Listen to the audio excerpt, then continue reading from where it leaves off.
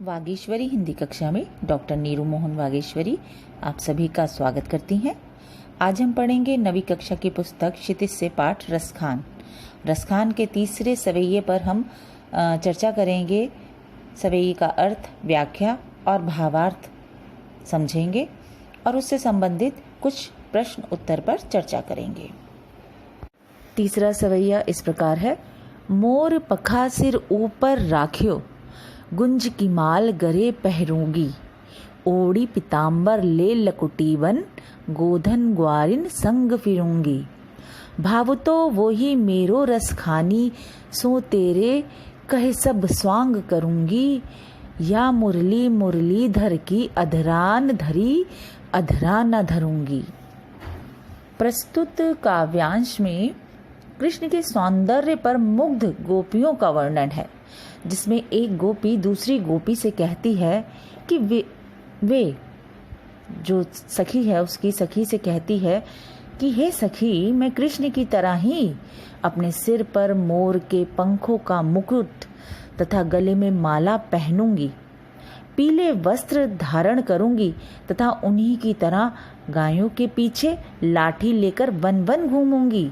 मेरे कृष्ण को जो भी अच्छा लगता है वो मैं सब कुछ करने को तैयार हूँ, पर हे सखी, कृष्ण की उस मुरली को मैं कभी अपने होठों पर नहीं रखूंगी, क्योंकि उसी मुरली ने श्री कृष्ण का जो है हमसे बैर कराया है, श्री कृष्ण को हमसे दूर किया है।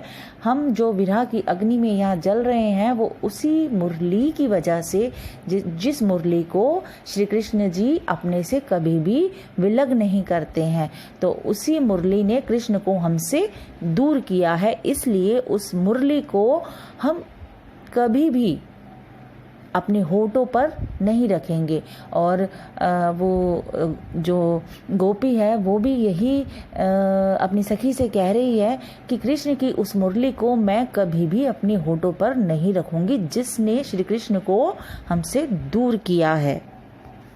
आशय यह है कि मुरली प्रियतम कृष्ण को बहुत प्रिय है।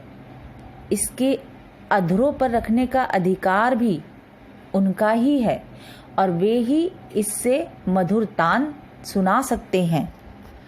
मोर पखा का अर्थ है मोर के पंख का जो मुकुट श्री कृष्ण जी अपने सिर पर धारण करते हैं उसको मोर पखा कहा जाता है, मोर के पंख से बना हुआ मुकुट।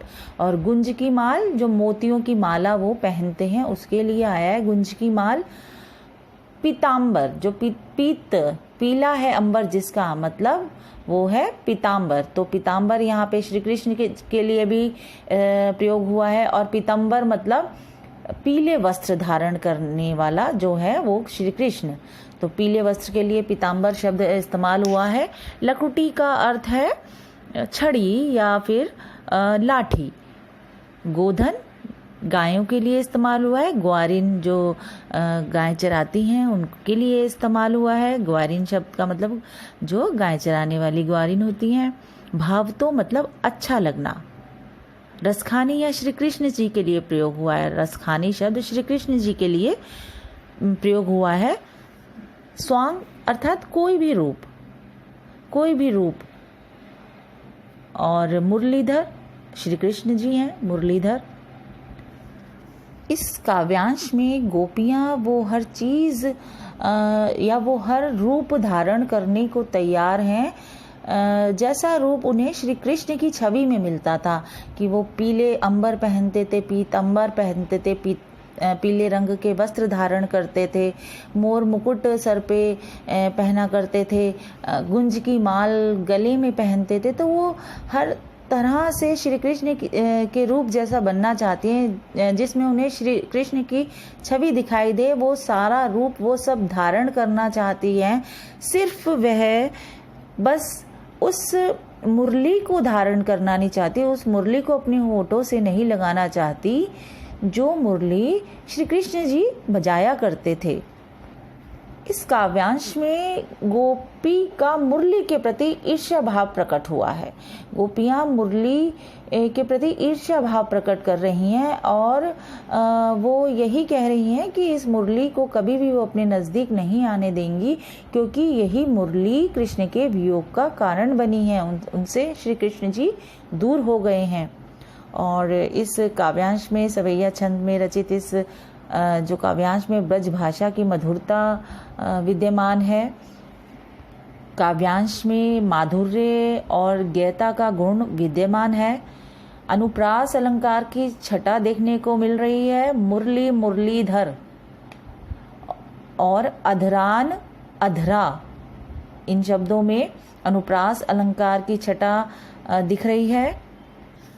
अर्थात इन पंक्तियों में गोपियों की कृष्ण का प्रेम पाने की इच्छा और कोशिश का वर्णन किया गया है कि कृष्ण किस प्रकार से गोपियों के प्रिय हैं और गोपियां किस प्रकार से श्री कृष्ण जी को पाना चाहती हैं और कितनी अटूट कोशिश कर रही हैं वो इस कृष्ण जी को पाने के लिए। कृष्ण गोपियों को इतने रास आते हैं कि उनके लिए भी सारे स्वांग, सारे रूप रचने को, धरने को तैयार हैं। गोपियां कहती हैं कि वे सिर के ऊपर मोर पंख रखेंगी, गुंजों की माला पहनेंगी, पीले वस्त्र धारण कर वन में गायों को भी चराने जाएंगी।